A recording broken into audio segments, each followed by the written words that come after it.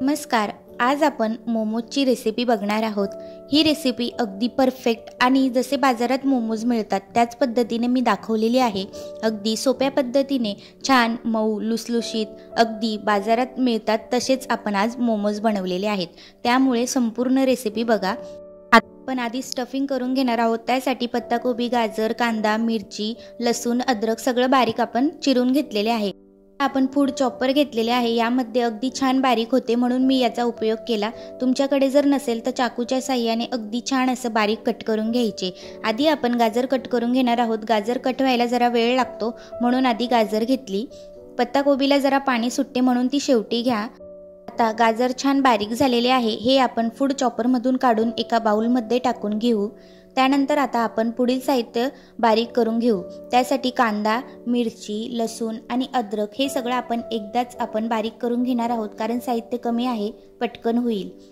अशा प्रकारच्या फूड चॉपरमध्ये जर आपण बारीक करून घेतले तर अगदी उपयोगात येते, मदत पण खूप होते, कारण कापायला खूपच वेळ लागतो। असं चॉपर असलं की अगदी छान पटकन असं बारीक होते।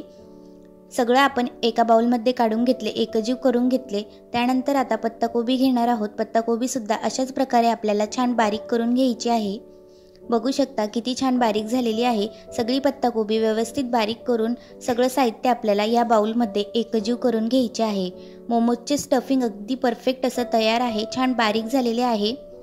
सगळं एकजीव करून घ्यायचे। आता आपण हे थोडेसे फ्राय करून घेणार आहोत।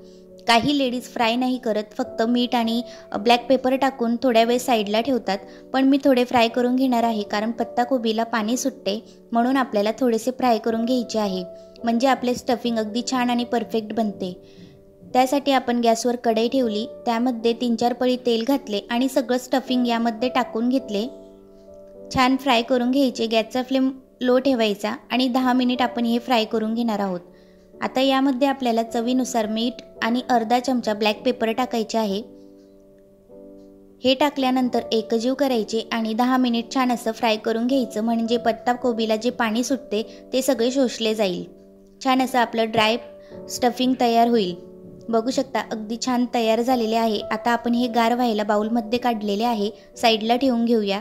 गार होईल तोपर्यंत आता आपण पीठ तयार करून घेऊ। यासाठी 1 वाटी मैदा घेतला, त्यामध्ये आपल्याला चवीनुसार मीठ टाकायचे आणि 1-2 पळी तेल टाकून घ्यायचे आहे। हे सगळं एकजीव करायचं आणि छान असा गोळा तयार करून घ्यायचा। पाण्याचे प्रमाण थोडेसे कमी ठेवायचे, कारण पीठ हे नंतर लूज पडते। सगळं साहित्य एकजीव झाल्यानंतर आपल्याला छान मळून घ्यायचे आहे। जसं आपण पोळीचे पीठ मळतो त्याच पद्धतीने मळायचे आहे। हे बघा छान आपलं पीठ मळून झालेलं आहे। 5 मिनिट याला सुद्धा साईडला ठेवूया। 5 मिनिट झाल्यानंतर बघू शकता गोळा छान नरम झालेला आहे। याचे आपण छोटे छोटे गोळे तयार करून याची छान गोल पोळी लाटून घेणार आहोत। जर गोल पोळी तयार होत नसेल तर एक मोठी पोळी लाटायची आणि तिला वाटीने गोल कट करून घ्यायच्या। बघू शकता अगदी परफेक्ट असं आपलं पोळी छान तयार झालेली आहे। आता आपण यामध्ये स्टफिंग भरूया।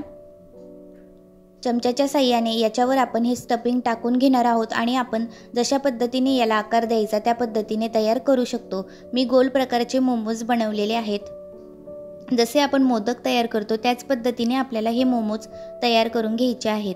तुम्ही बघू शकता मी अशा पद्धतीने भरलेले आहेत, तसेच तुम्ही ट्राय करून बघा।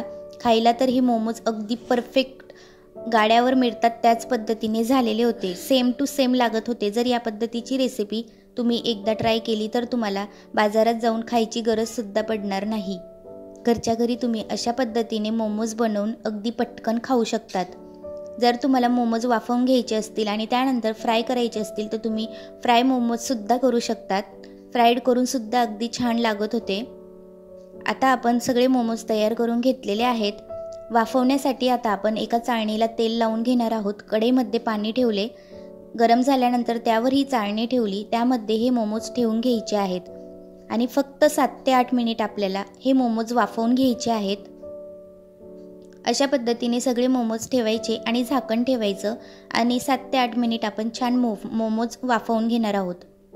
मोमोज अगदी परफेक्ट आणि छान तयार झालेले आहे। गार झाल्यानंतर अगदी बाजारात मिळतात त्याच पद्धतीने लागत होतो। फ्राईड सुद्धा करू शकतात, फ्राय केल्यानंतर सुद्धा छान लागतात। मस्त मऊसूत असे आपले बाजारात मिळतात तसे मोमोज तयार आहेत। व्हिडिओ आवडला असेल तर लाईक सबस्क्राईब नक्की।